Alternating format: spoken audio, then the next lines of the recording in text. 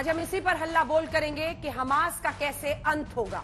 दरअसल हमास के खिलाफ इजराइल सबसे बड़े एक्शन प्लान को कारगर कर रहा है। गाजा पट्टी में लगातार हमले हो रहे हैं, हमास के आतंकी ठिकानों को नेस्तनाबूद किया जा रहा है।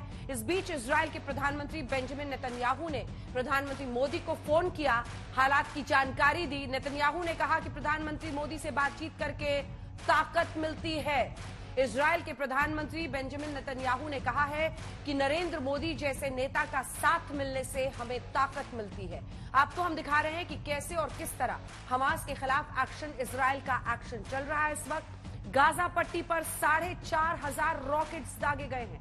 4,500 हमास के 200 आतंकी ठिकानों पर, अड्डों पर हमला किया गया है। हमास के हेडक्वार्टर को निशाना बनाया गया है। साथ ही इजराइल ने दावा किया है कि हमास के 1500 आतंकी मारे गए। आपको हम ये भी दिखा रहे हैं कि भारत कैसे इजराइल के साथ खड़ा है।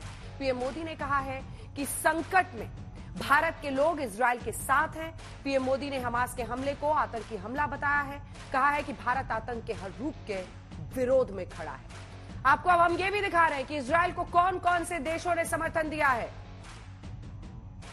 फिलिस्तीन के साथ कौन कौन से देश खड़े हैं वो आप दूसरी तरफ देख रहे हैं।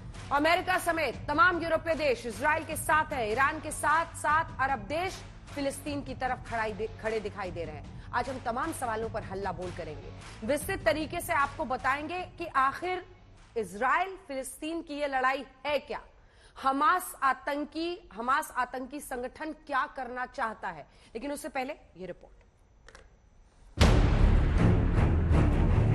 जंग तो अभी बस शुरू हुई है, ये कहते हुए इजराइल के प्रधानमंत्री बेंजामिन नेतन्याहू ने हमास की बर्बादी की सबसे बड़ी कसम आज फिर दोहराई है। ये शनिवार को हुए आतंकी हमले का बदला है। ये हमास के आतंकियों से इजराइल का इंतकाम है। और बदले के इस आह्वान के साथ इजराइल ने अब तक लगभग 4,500 रॉकेट गाजा पट्टी पर दाग दिए हैं। गाजा के स्वास्थ्य मंत्रालय का दावा है कि अब तक इजरायली हमले में 680 लोग मारे गए हैं और 3,700 लोग घायल हुए हैं। वहीं इजरायली मीडिया बता रही है कि हमास के चौतरफा हमले में 900 इजरायली मारे गए। इजरायल में राहत कार्य करने वालों ने बताया कि सिर्फ 100 लाशें तो एक किसानों के एक समूह के पास मिली, जहां कई बंधक भी बनाए गए। मशहूर टीवी सीरीज पौधा के स्टार ने भी ट्वीट किया है ये वीडियो। इसमें लियोर राज जब लोगों को बचाने पहुंचे तो हमास के रॉकेट से बचने के लिए उन्हें भी छिपना पड़ा, यानी दोनों तरफ से अभी हमले जारी हैं। हम लोग इस समय दक्षिणी इजराइल के एशड्रोड के इलाके में है। ये गाजा पट्टी के बेहद निकट है और यहाँ पर इजराइल की सेना ने जबरदस्त तैयारी कर रखी है। अगर आप ठीक मेरे पीछे देखें तो ये इजराइल की सेना की बख्तरबंद गाड़ियां हैं और टैंक है। बड़ी संख्या में armoured personnel carriers, troop carriers और टैंक्स को यहाँ तैनात किया गया है।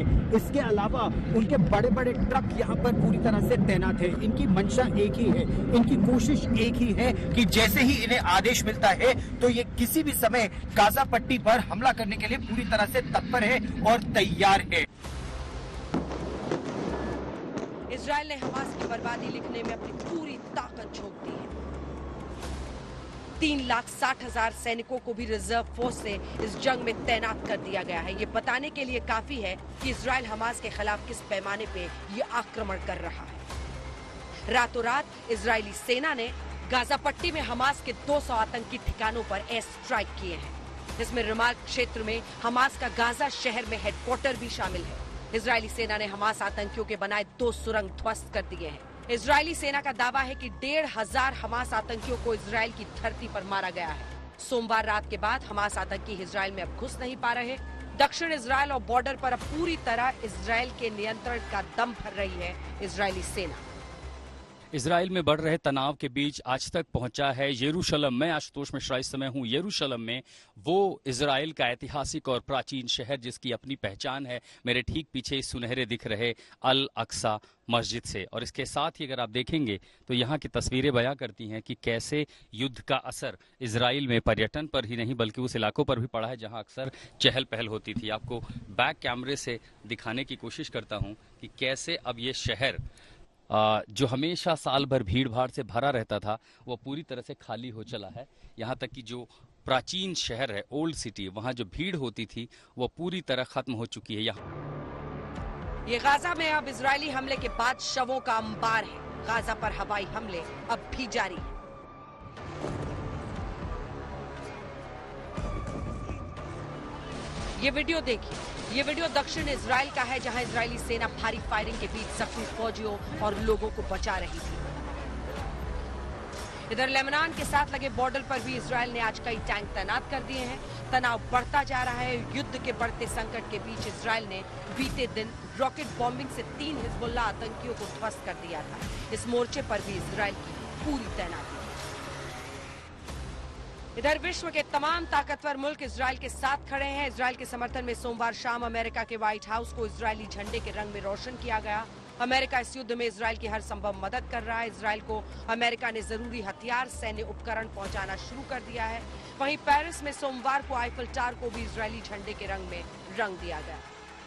प्रधानमंत्री नरेंद्र मोदी ने भी मुश्किल घड़ी में आतंकी हमले के बीच इजरायल के साथ खड़े होने की बात कही और आज उन्होंने इजरायल के प्रधानमंत्री बेंजामिन नेतन्याहू से फोन पर बात भी की, जिसकी जानकारी उन्होंने एक्स पर दी।